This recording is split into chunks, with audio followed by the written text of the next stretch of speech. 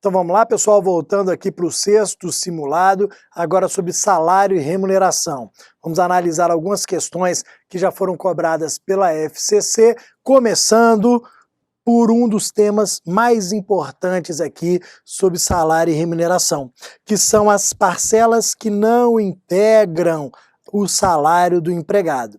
Então vejam que nessa primeira questão a FCC quis saber, com fundamento nas disposições da CLT, não integram o salário do empregado. O que vocês vão fazer antes de mais nada? Vocês vão pegar o artigo 457 da CLT. E aí vocês vão perceber que nós temos o parágrafo 1º e o parágrafo 2º. O parágrafo 1º, ele fala das verbas que possuem natureza salarial, que integram o salário. No parágrafo 2º, nós temos informações sobre aquelas que não integram o salário, aquelas que não possuem natureza salarial. Então vejam um exemplo aqui. No parágrafo 1º, nós temos as gratificações. As gratificações, elas integram o salário do empregado, ou seja, o valor delas reflete sobre as demais verbas trabalhistas. Só que o parágrafo 2º, que é indispensável para a gente agora, diz acerca das ajudas de custo. Dentre as verbas que estão contidas, estão listadas aqui no parágrafo 2º, nós temos as ajudas de custo. E o que é importante fixar aqui sobre as ajudas de custo? Elas não possuem natureza salarial independentemente do valor. Mesmo que as ajudas de custo sejam no valor superior ao salário, elas não serão consideradas salário. Elas não possuem natureza salarial realmente, independentemente do valor. Ou seja, eu posso receber 2.000 de salário e 3.000 de ajuda de custo, que os 3.000 reais não serão considerados salário, logo não refletirão nas demais verbas. Então, sempre que vocês encontrarem questões falando sobre ajuda de custo, tenham certeza que a ideia será ligá-las ao parágrafo 2º do artigo 457 para afirmar que elas não possuem natureza salarial, elas não integram o salário do empregado. Todas as demais parcelas nós encontramos no parágrafo 1º, comissões, gratificações, abonos, percentagens, todas as demais constam nesse parágrafo 1º. A ajuda de custo consta no parágrafo 2º. Perfeito? Então vamos agora para a questão 2.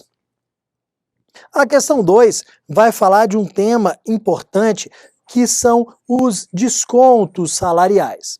Então vamos lembrar aqui quais são as hipóteses em que o empregador pode realizar descontos. O que nós temos que ler sobre o tema? Temos que ler o artigo 462 da CLT e temos que ler a súmula 342 do TST. Então, para a sua prova de direito do trabalho, quando o tema for desconto salarial, você vai lembrar do 462 da CLT e você vai lembrar da súmula 342 do TST. Vejam, é possível a realização de descontos? Sim. Nós temos os descontos previstos em lei, previstos em negociação coletiva, aqueles que decorrem de danos causados ao empregado. Nós temos algumas possibilidades de descontos previstas ali no artigo 462.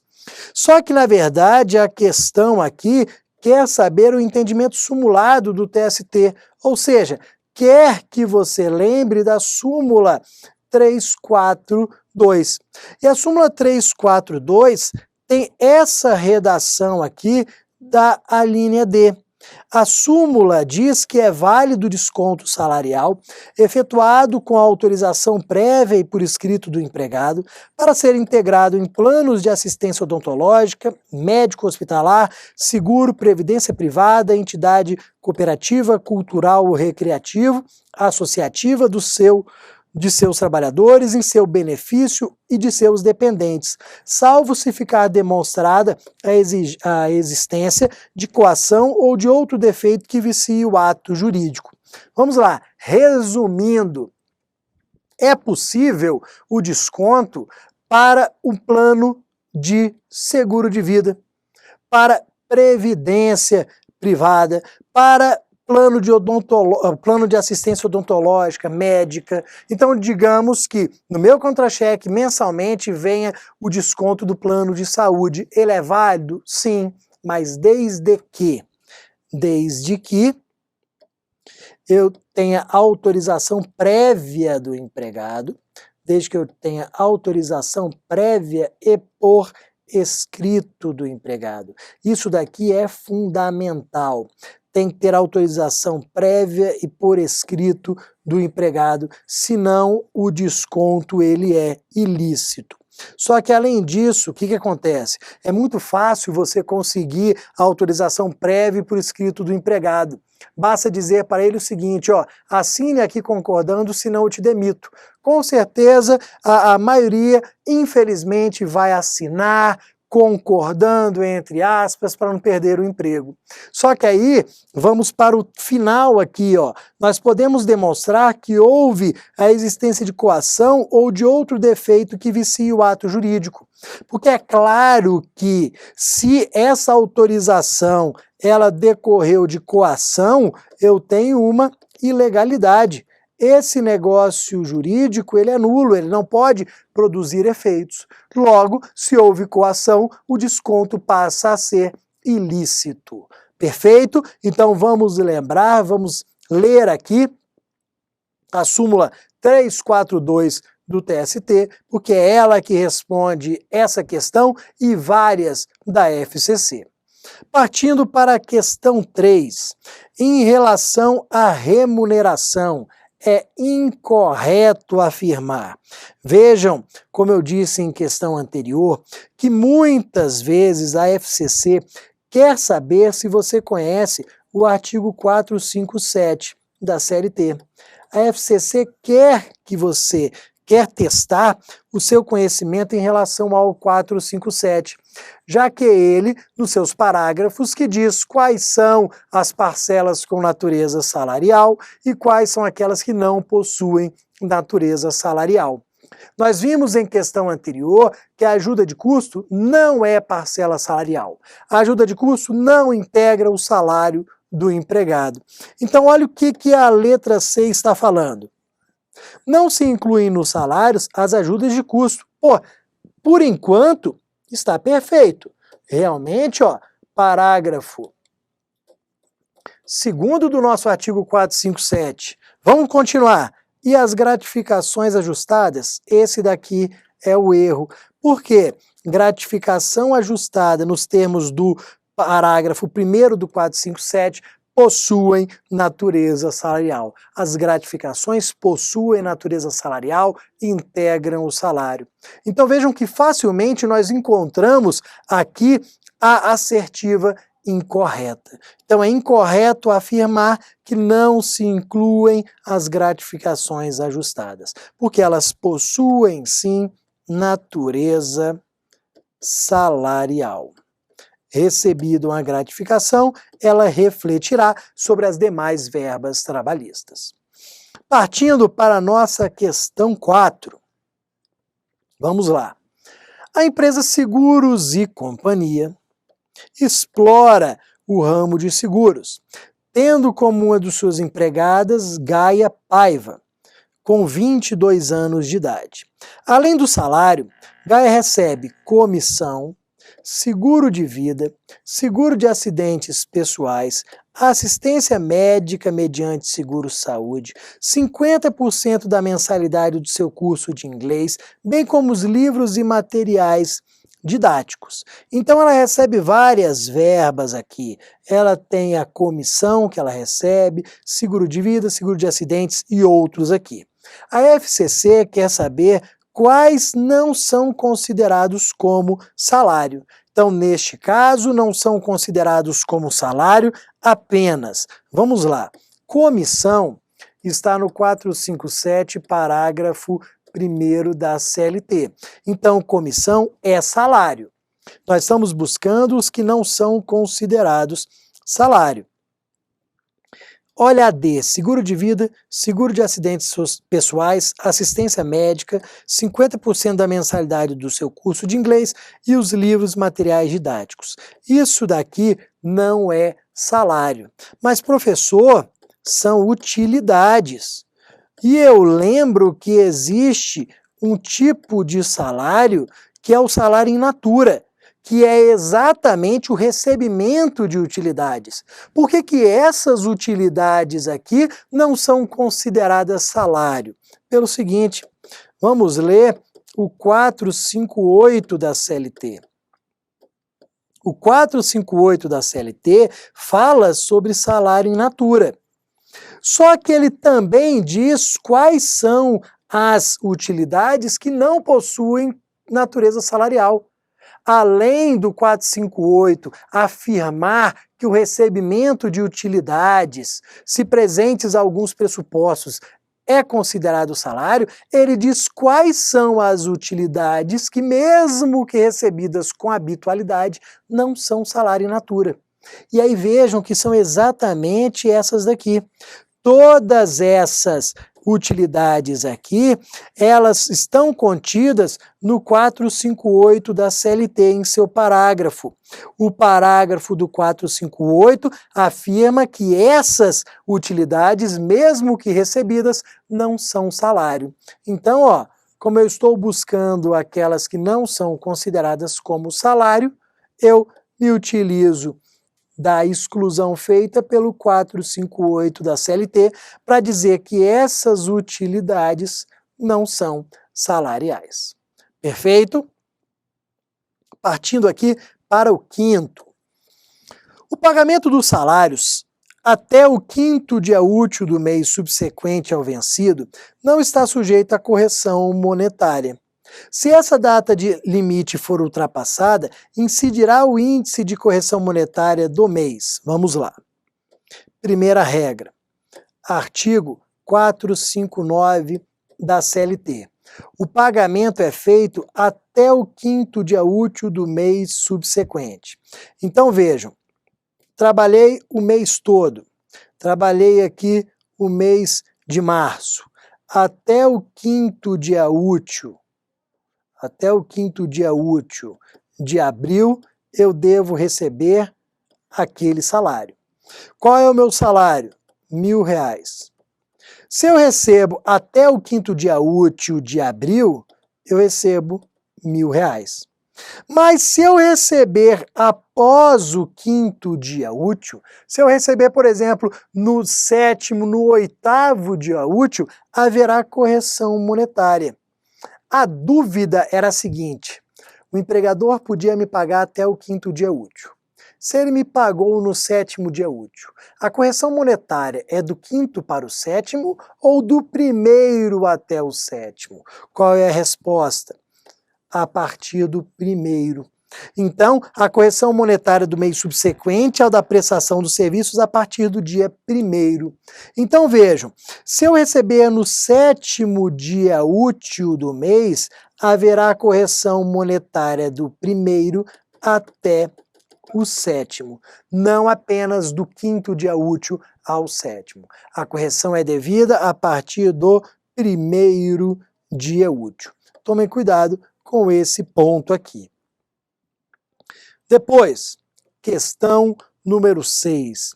Em relação ao salário e remuneração do empregado, conforme previsão contida na CLT, é incorreto afirmar. Vamos lá. É incorreto afirmar.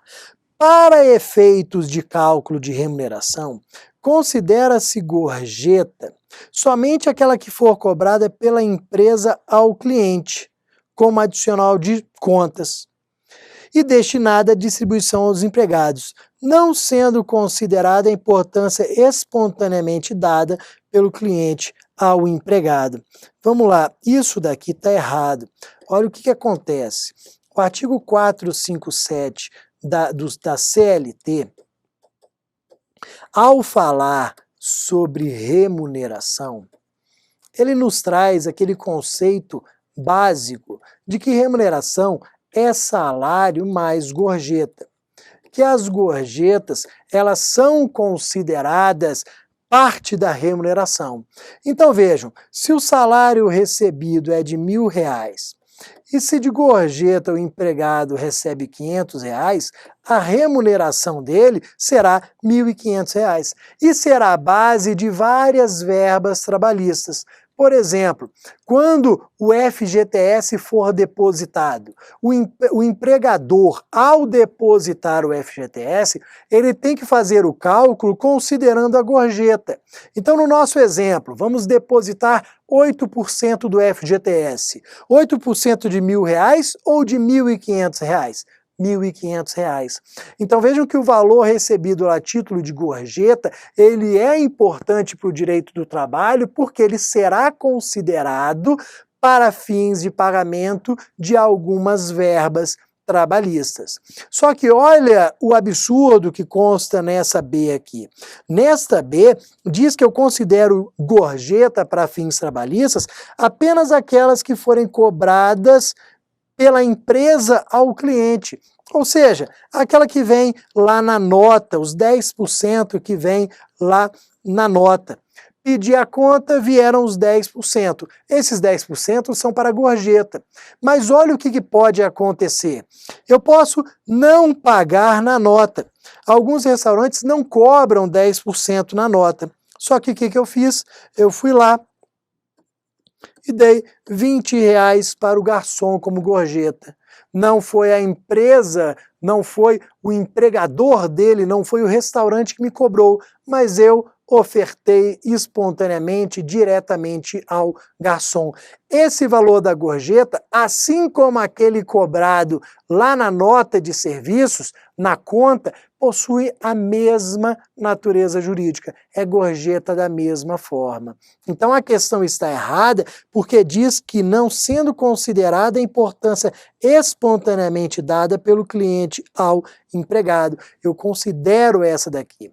Gorjeta ou vem cobrado na nota ou é aquele valor pago espontaneamente. Sobre esse tema aqui, indispensável ler a súmula 354 do TST. Essa súmula 354, ela responde a diversas questões trabalhistas, diversas questões da FCC. Então leiam essa súmula 354 e vamos lembrar que pouco importa como é paga a gorjeta. Se ela é paga, ela possui a mesma natureza.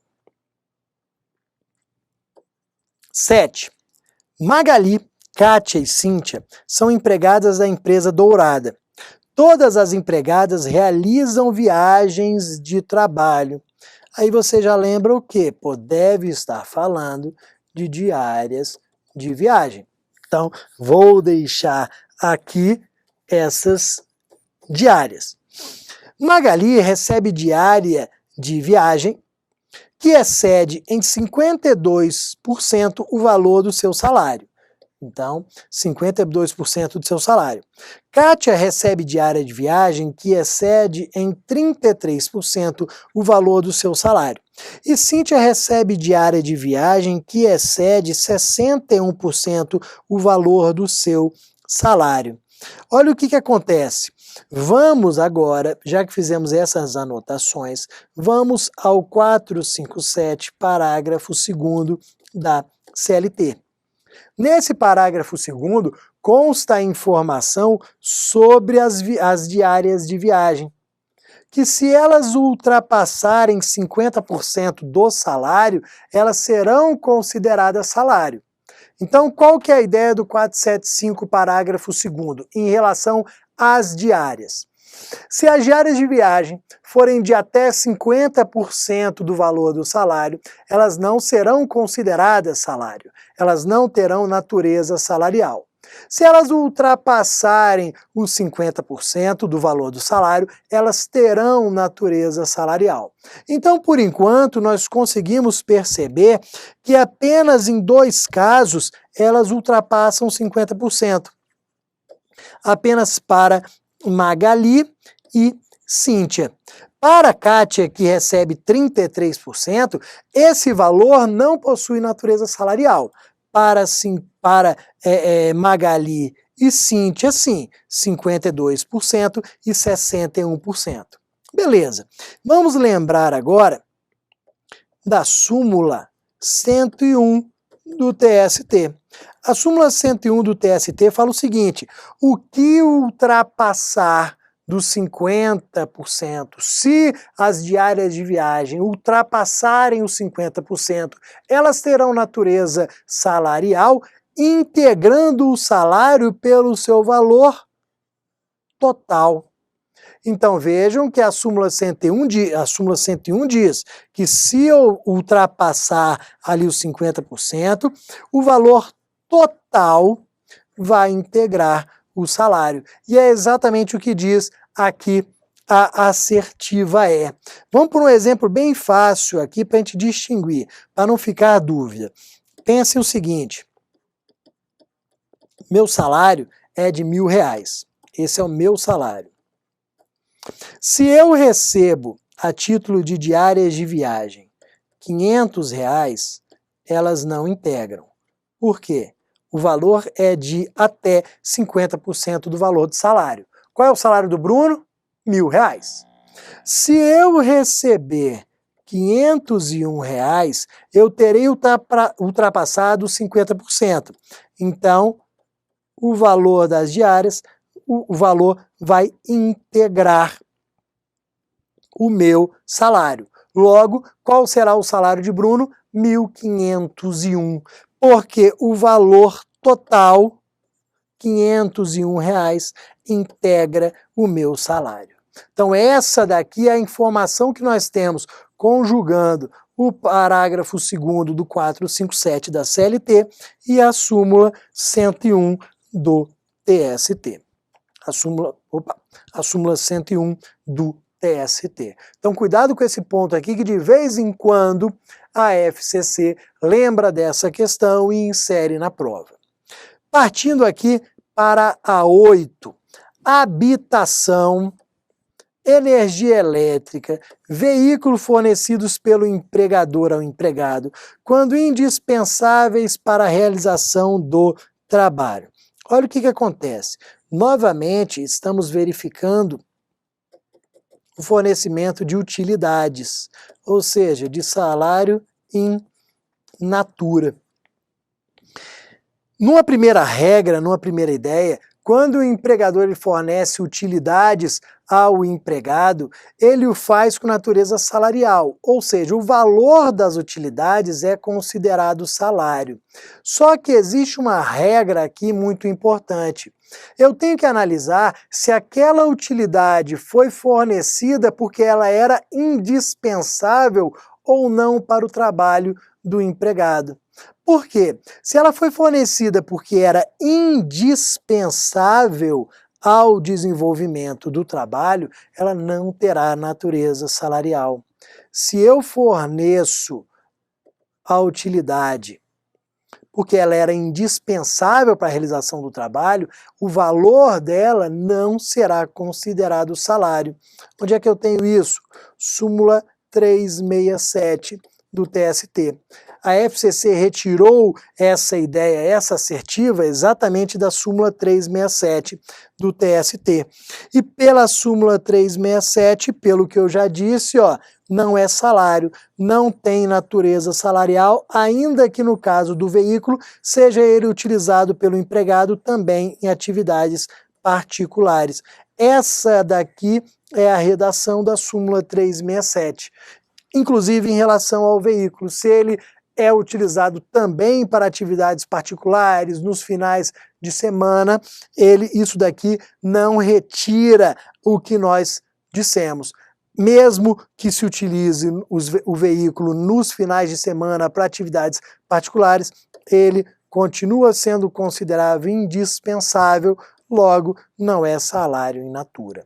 Leiam a súmula 367 aqui. Todas essas súmulas e artigos que eu estou destacando, é sempre bom dar uma lida, refletir, ler novamente, porque geralmente as questões da FCC são respondidas com base no texto da lei, com base na súmula e nas OJs do TST.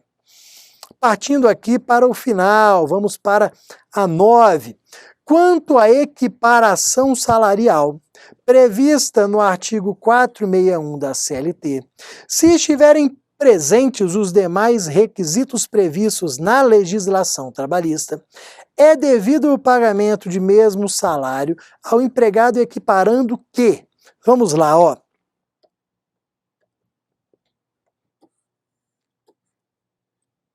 Eu tenho aqui súmula 6 do TST.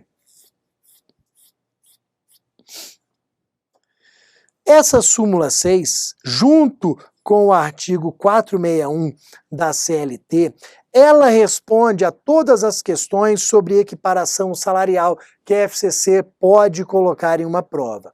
Então vale a pena ler essa súmula 6, ainda mais que é uma súmula grande.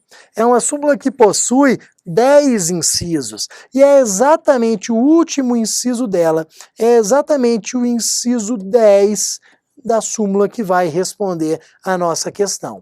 Porque olha o que acontece. O artigo 461 da CLT fala em mesma localidade. Um dos requisitos aqui para a equiparação salarial seria o trabalho na mesma localidade. Só que com o tempo surgiu a dúvida, o que é mesma localidade? Será que é o mesmo município? Será que é o mesmo estado? Como que é isso? O inciso 10 da súmula 6 fala o seguinte, ó, mesma localidade é o mesmo município, ou municípios distintos que comprovadamente pertencem à mesma região metropolitana. Então vejam que mesma localidade ou é mesmo município ou municípios distintos que comprovadamente pertencem à mesma região metropolitana. Então olha o que acontece. Eu trabalho em um município distinto se comparado ao paradigma. Só que apesar de serem municípios distintos, eles pertencem à mesma região metropolitana. Pergunto, o conceito de mesma localidade está preenchido? Está. Mesma localidade é o mesmo município ou municípios distintos que pertencem à mesma região metropolitana. Partindo para a nossa última questão aqui do simulado, também em relação à equiparação salarial. Então vejam, em relação à equiparação salarial, não corresponde a entendimento sumulado pelo TST. Não corresponde a entendimento sumulado. Então vem novamente súmula 6 do TST. Vejam que a FCC pegou novamente a questão de localidade. Eles gostam muito aqui de lidar com esse ponto da localidade, com esse inciso 10 da súmula 6. Não corresponde a entendimento sumulado. Para fins de equiparação salarial, o conceito de mesma localidade refere-se ao mesmo município. Por que isso está errado? Por que isso não corresponde a entendimento sumulado? Porque, pela redação, parece que mesma localidade é apenas mesmo município. E o que nós sabemos? Também podem ser municípios distintos, desde que na mesma região metropolitana. Então, cuidado com isso, já que a FCC gosta tanto desse ponto. Vamos ler a súmula 6, vamos ver que também podem ser municípios distintos pertencentes à mesma região metropolitana. E aí, com isso, nós terminamos esse simulado aqui de questões sobre salário e remuneração, e no próximo simulado, de número 7, iniciaremos com férias e FGTS.